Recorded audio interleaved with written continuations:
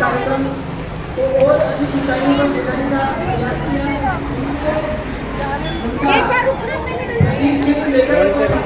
नमस्ते।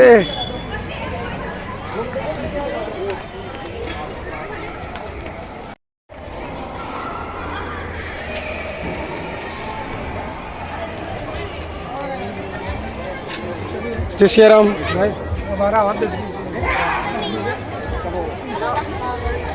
हाँ मिल गए चिंकी। लेकिन ये पहले बच्चों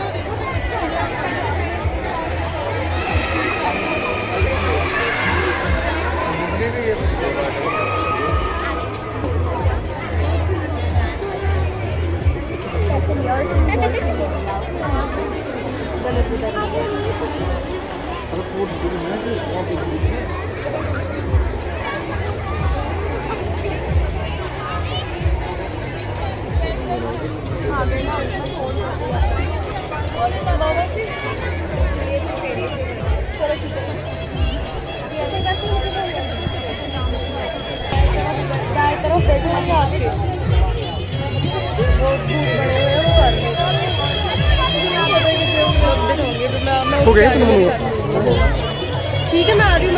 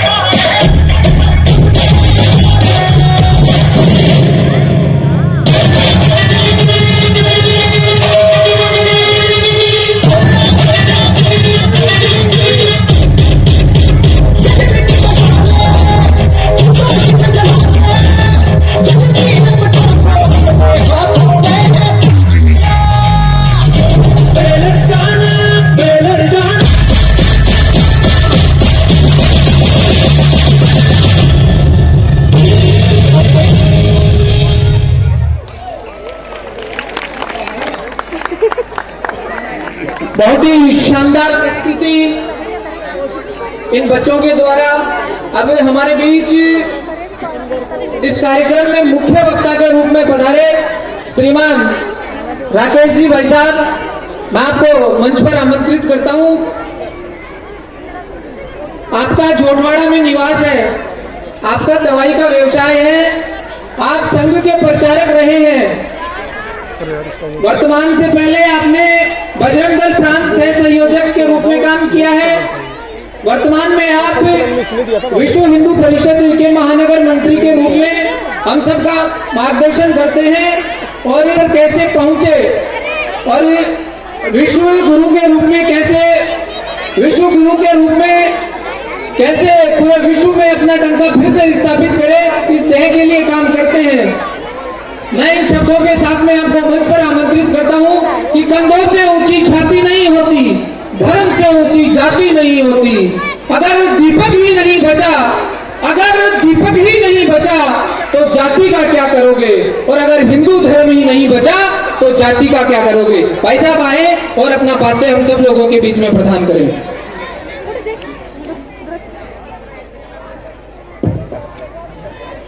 एक बार दोनों उमंग के साथ संस्कृति के परावैभव को आयाम में डिस्को डांसर से लेकर जो राम को लाए हैं हम उनको लाएंगे यहाँ तक ले जाने वाले बच्चों के लिए, और इस नए वर्ष के आगमन के लिए एक बार गगन भेदी नारा लगाएंगे।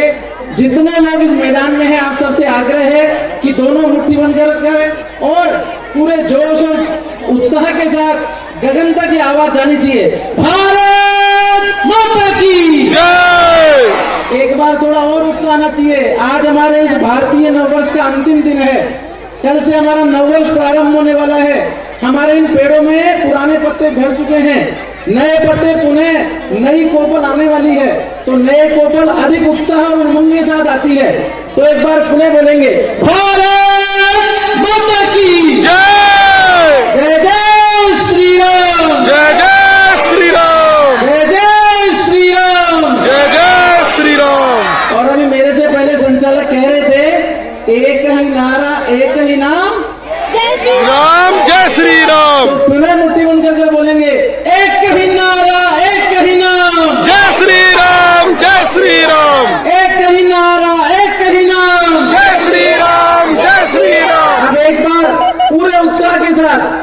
ये गणेश वंदना से लेकर अभी जो डांस एकेडमी के बालकों ने और बच्चियों ने बहुत उत्साह और उमंग के साथ इस कार्यक्रम को एक जोश और परवान पे चढ़ाया है, उन सब के लिए एक बार जोरदार ताली बजाएंगे आप सब लोग। मंच पर हम सबके मार्गदर्शक, हम जिनकी प्रेरणा लेकर चलते हैं, ऐसे संत वृंद, उनके चरणों में नमन करता हूं। और इस कार्यक्रम को भव्य, दिव्य और उत्साहजनक बनाने वाले ऐसे बालक और बालिकाएं, उनको तैयारी करने वाले अध्यापक जाति का क्या करेंगे। उन्होंने इन 4 पंक्तियों में बहुत अच्छा संदेश दिया। हमारा जन्म इस भारत देश में हुआ, हम वो सौभाग्यशाली लोग हैं। हम अमेरिका में भीषण ठंड पड़ने वाला देश, उसमें हमारा जन्म हो सकता था। अफ्रीका में भीषण गर्मी पड़ने वाला हमारा देश, उसमें हमारा जन्म हो सकता था। लीबिया, सीरिया में जहां आतंक की बहुत बुरी स्थिति है, वहां हमारा जन्म हो सकता था। लेकिन हम ऐसे स्थान पे जन्मे जहां देवता भी तरसते थे जन्म लेने के लिए, और देवता भी तरसते थे। और जब जन्म लेते थे तो जिस प्रकार बचपन में हमने अटकलियां करी है, वैसे ही कहना बन के, भगवान राम बन के और इस धरती पर जन्म लिया, और यहीं के रहने वाले लोगों के बीच अटकलियां करते हुए अपना पराक्रम दिखाया। तो ऐसी देवभूमि में हमारा जन्म हुआ। और जन्म होने के बाद भी आज ये 2024 चल रहा है अंग्रेजी कैलेंडर के हिसाब से। 2081 भारतीय कैलेंडर में हम लोग प्रवेश करने वाले हैं। जो हिंदुत्व का ज्वार, जो भारतीय संस्कृति का ज्वार इस समय हमको दिख रहा है, वो शायद पिछले 50 साल 70 साल उससे पहले नहीं था। आज भारतीय परंपराओं की स्थिति क्या है कि हमने 2 वर्ष पूर्व इस पूरे विश्व के अंदर एक जो महामारी फैली, ऐसी कोरोना महामारी को झेलकर हम लोग जिंदा यहाँ बैठे हैं। उस कोरोना महामारी से निकलने के लिए यदि पूरे विश्व में किसी ने उपचार दिया तो वह भारतीय परंपरा की आयुर्वेदिक परंपरा और उस पद्धति ने दिया। जिस आयुर्वेदिक के काढ़े पीकर आज इस भारत देश में, जिसमें चिकित्सा व्यवस्था बहुत अधिक नहीं थी, ऐसा पूरा विश्व कहता है, उस पूरे विश्व को हमने यह जवाब दिया कि इस भारतीय परंपरा के हिसाब से अगर आप जीवन जीते हैं तो कोरोना जैसी महामारी से भी आप निकल कर धीरे धीरे करके छोटा हो गया था। रुमाल से बढ़कर उनके शरीर पर कपड़ा नहीं था। उन्होंने 9 मीटर लंबी साड़ी G20 के सम्मेलन में भारत के अंदर पहनी। यह हमारी भारतीय परंपरा का पूरे विश्व को देन है। और शायद मुझे ऐसा लगता है कि मेरे अलावा यहाँ एक व्यक्ति को खड़ा कर अगर बुलवाया जाए तो भारतीय परंपरा पर कई दिनों तक हम बोल सकते हैं। ऐसी हमारी भारतीय परंपरा है, जिस भारतीय परंपरा के माध्यम से जा सकते हैं क्या कि हम 100% मतदान करेंगे।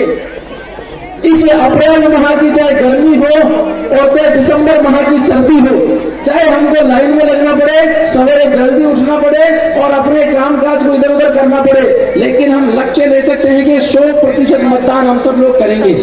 और दूसरा विषय जो मैं आपको बताने वाला हूं कि राष्ट्र हित में मतदान करेंगे। तो जो राम को लाए हैं हम उनको लाएंगे। यह लक्ष्य हम लेकर जाएंगे तो शायद बहुत सारी चीजें यहाँ से सफल हो जाएगी। और अंग्रेजी की अंतिम 4 बातों को ध्यान में रखकर हम सबको जाना चाहिए। A फॉर अवेयरनेस, जागरूकता। तो जागरूकता ऐसी चाहिए कि हमारे आसपास जो भी अच्छी शक्तियां रहती है, उन अच्छी शक्तियों को बढ़ावा देने का हम सब लोग काम करें। और जो दुर्जन शक्तियां रहती है उनको दबाने का तुरंत काम करें, क्योंकि बीमारी का तुरंत इलाज कर लिया जाए तो वह लंबी नहीं चलती है। दूसरा है बी फॉर बिलीव, विश्वास।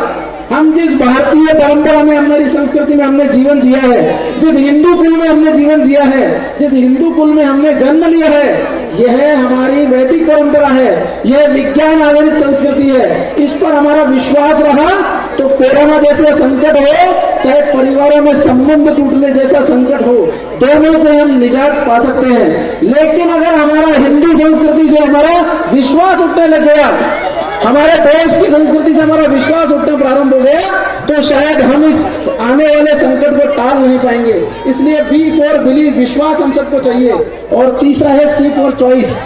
हमें जितने लोग सब बैठे हैं ग्रामीण पृष्ठभूमि के लोग हैं, गांव से उठकर आज यहाँ शहर के अंदर आ गए हैं। जैसे आप गांव में रहते थे वैसे ही एक गांव था। उस गांव में, ओ भैया ढोलक वाले भैया, उस गांव में जब भी किसी को समस्या होती तो एक महाराज जी रहा करते थे। जैसे हमारे बीच 2 संत वृंद बैठे हैं, जब जब हमारे समाज को संकट आया है, ऐसे संतों के बीच जाकर हमने आग्रह किया है और उन्होंने इस हिंदू समाज को नई दिशा दिखाई है। तो ऐसे संतों के बीच जाकर वह आग्रह करते, निवेदन करते और संत अपने जो धूनी थी उसके अंदर से बबूत निकाल कर देते, उनका इलाज हो जाता। ऐसे उस गांव की परंपरा चल रही थी। लेकिन हर गांव में अच्छे बुरे प्रकार के लोग रहते हैं। उसी गांव में एक व्यक्ति रहता था जो मन में मान के बैठा था कि ये जो महाराज है वे झूठे हैं, यह फर्जी है, यह जिनका भी इलाज करते हैं वे गलत करते हैं। तो उसने एक अच्छी सी योजना बनाई। योजना बनाकर अपने थैले में कबूतर डाला और कबूतर डालकर तय किया कि महाराज जी के पास जाके हाथ जोड़ूंगा और कहूंगा कि महाराज ये कबूतर जो मेरे थैले में है ये जिंदा है कि मर गया। अगर महाराज कहेंगे जिंदा है तो कबूतर को मारने में कितनी देर लगती है, कबूतर को मारकर तुरंत महाराज को झूठा साबित कर दूंगा। और महाराज जी कहेंगे मरा हुआ है तो जिंदा कबूतर तो मेरे साथ नहीं है। दोनों स्थिति में महाराज को फंसाने की पूरी तैयारी कर वह व्यक्ति जाता है, महाराज के सामने लंबे से हाथ जोड़ता है। जैसे ही हाथ जोड़ता है महाराज समझ जाते हैं, क्योंकि वे तपस्वी थे, अंतर्यामी थे, ब्रह्म पुरुष थे। जैसे उसने लंबे से हाथ जोड़कर कहा महाराज मेरे मन में एक प्रश्न है। संत जो हमारे महाराज थे उन्होंने सहजता से कहा कि बोलो क्या प्रश्न है। उन्होंने कहा कि महाराज मेरे थैले में जो वस्तु है जिंदा या मर गई। साथियों जो महाराज जी ने उत्तर दिया ना, वो यहाँ खड़े जितने 8 साल से लेकर 60 साल तक के लोग जो हैं उनके लिए सुनने का और मनन करने का उत्तर है। वह महाराज जी कहते हैं कि बेटा तेरी पसंद पर निर्भर करता है कि तू इस वस्तु को जिंदा देखना चाहता है कि मरा हुआ देखना चाहता है। आज हम सब लोग इस 2080 हमारा भारतीय जो वर्ष है उसमें आए हैं। कल से हमारा 2081 प्रारंभ होने वाला है। अंग्रेजी वर्ष हमारा 2024 चल रहा है। क्या हमारी पसंद ऐसी है कि हिंदू समाज को हम जमीन पर देखना चाहते हैं कि आसमान पर देखना चाहते हैं? जैसी हमारी पसंद वैसे हिंदू समाज का भविष्य होगा, जैसी हमारी पसंद वैसा हमारा परिवार का संस्कार होगा। आज यहाँ बच्चों को नृत्य करते हुए आपने देखा होगा किस प्रकार उनके अंदर से संस्कृति की एक महक आ रही थी, वैसी महक हमारे संस्कारों के माध्यम से आएगी। अगर हम संस्कार नहीं देंगे तो उस बच्चे की क्या हालत होगी, और संस्कार देंगे तो हमारे ही इसी में से जीजाबाई जैसी माताएं निकलेगी जो शिवाजी को बचपन से कही कि दशा देश की देख शिवा तू शासक कुटिल दुराचारी, तू स्वराज का उदित दिवाकर कर भविष्य की तैयारी। और यदि हम हमारे बालकों को संस्कार नहीं देंगे तो फिर स्थिति क्या होगी कि एक बालक अपने स्कूल से पेन चोरी करके लाता है। जब माँ को पता लगता है तो माँ उसको डांटती है, डपटती है, धमकाती है और कहती है कि अगर तेरे को पेन चाहिए था तो कहना था, पापा अपने ऑफिस से लाकर दे देंगे। तो आप कल्पना कर लीजिए कि हमको कौन सी माँ चाहिए, जीजाबाई चाहिए कि हमको वो, क्योंकि वह हमारा कर्तव्य है।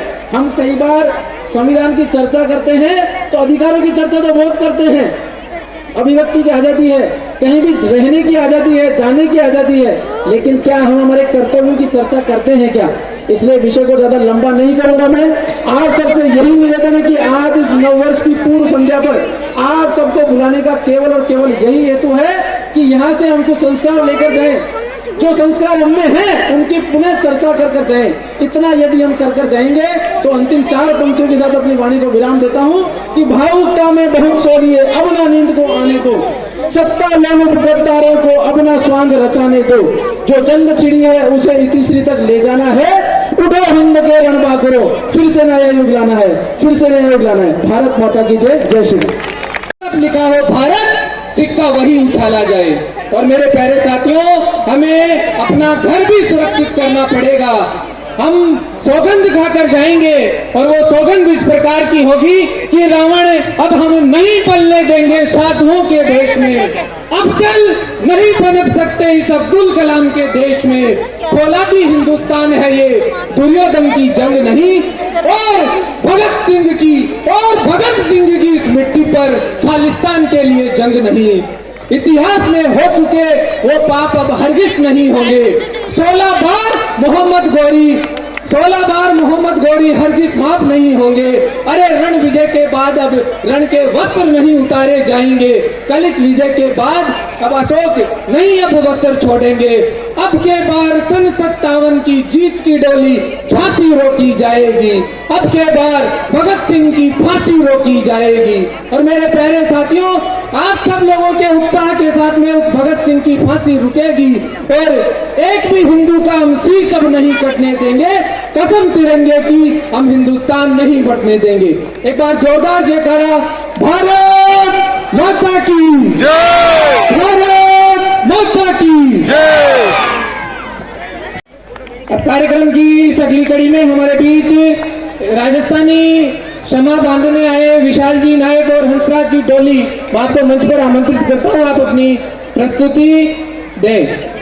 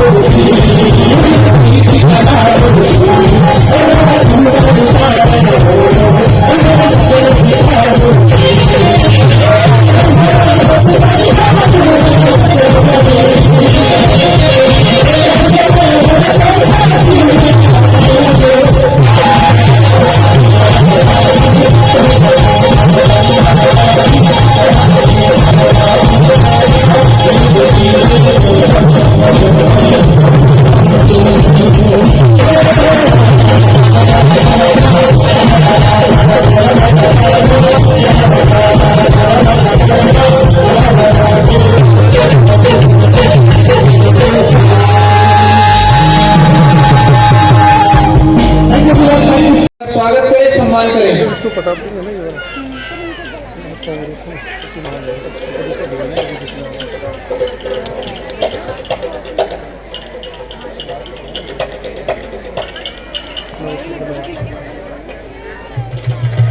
मैं आगे करता हूँ कि आप भी भाई साहब का स्वागत करें, उनका सम्मान करें।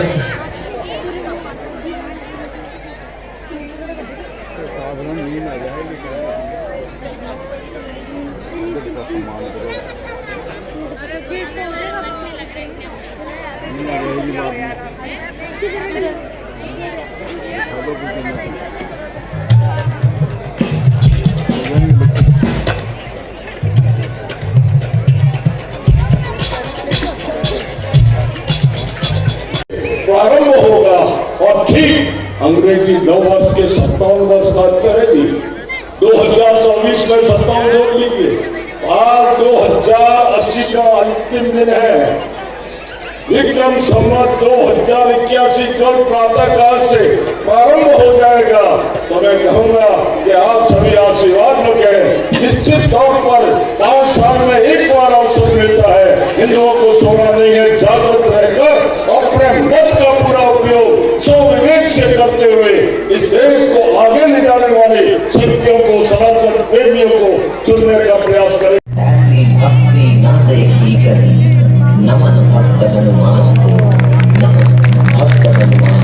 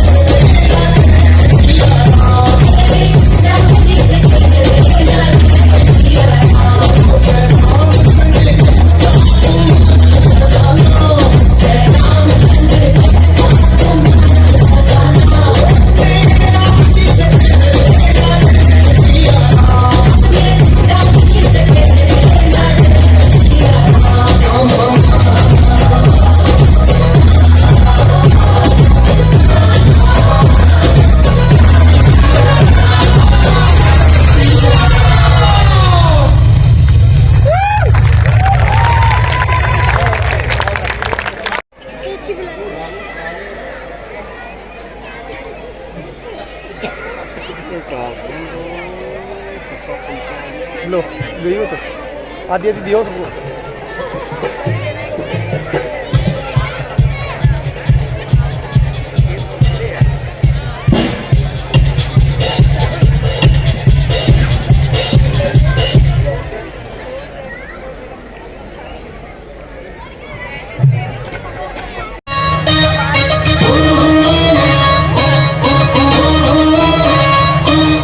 स्वाभिमान भारत की लड़ना आशा है इंसान की।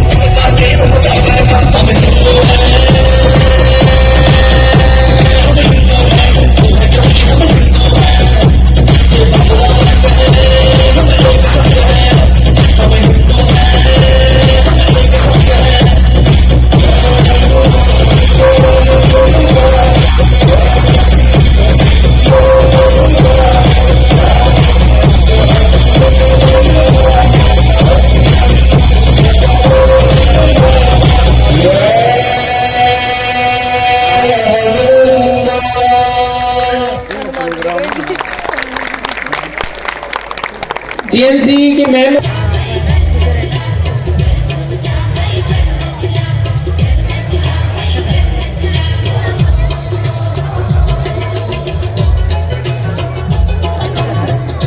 द बेस्ट स्कूल में आपको आमंत्रित करता हूँ, आप आए और अपनी प्रस्तुति जो रामायण थीम पे है वो प्रस्तुत करें।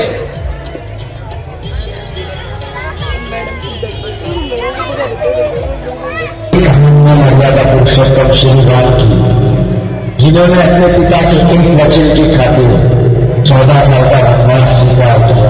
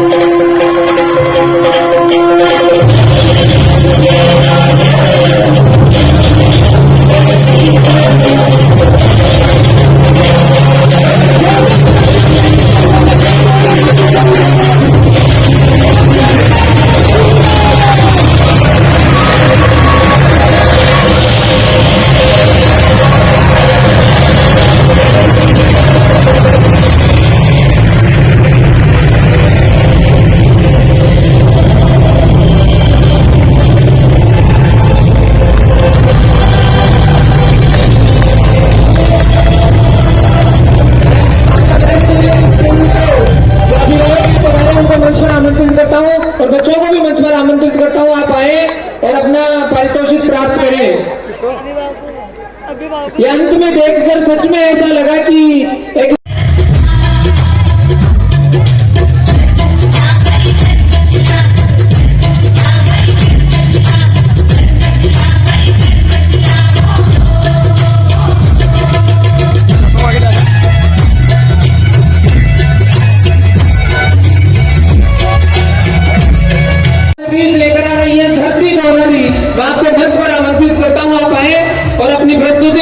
सब लोगों के बीच रखें।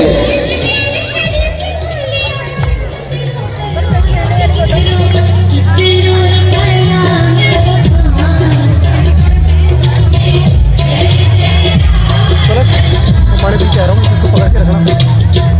Video record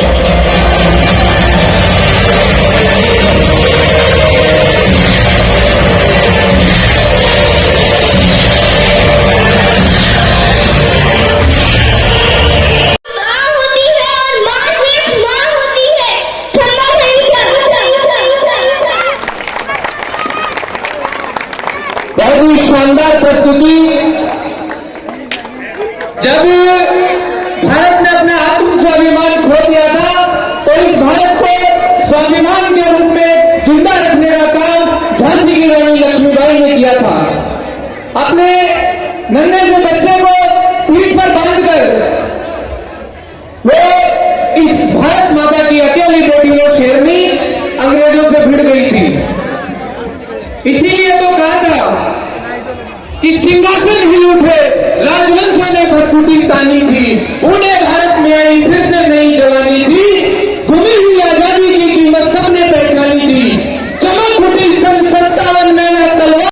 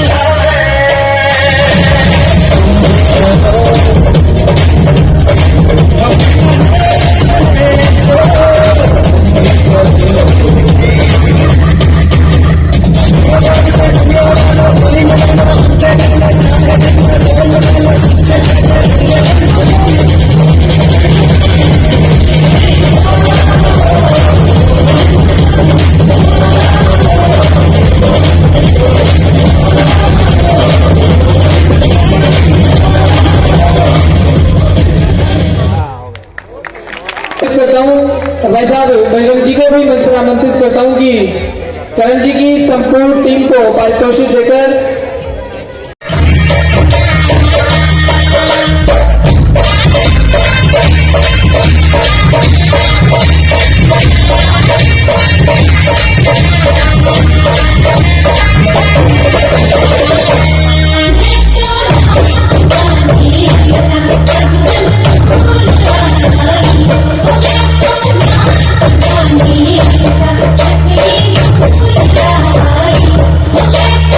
Thank you.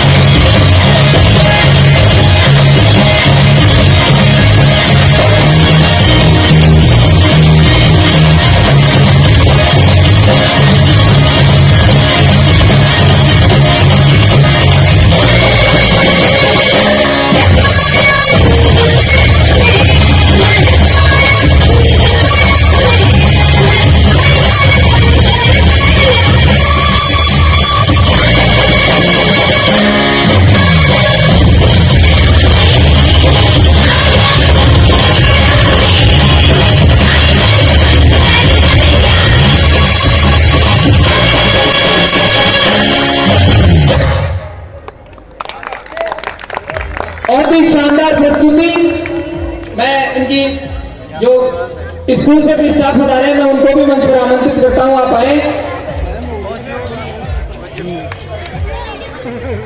10 से ज़्यादा बदगा ज़्यादा जब सेकंड डीजे चालू जो जब पब्लिक प्रोग्राम होता तब तो मैं हो जाता बंद और इनके बाद में अनिल राणा एंड ग्रुप, मैं उनको भी मंच पर आमंत्रित करता हूँ, आप आए और अपना पारितोषिक प्राप्त करें। वेरी को महाराज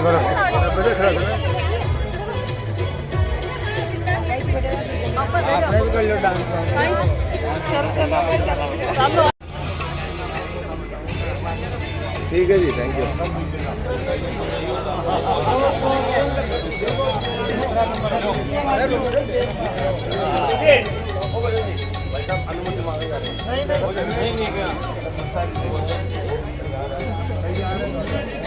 आज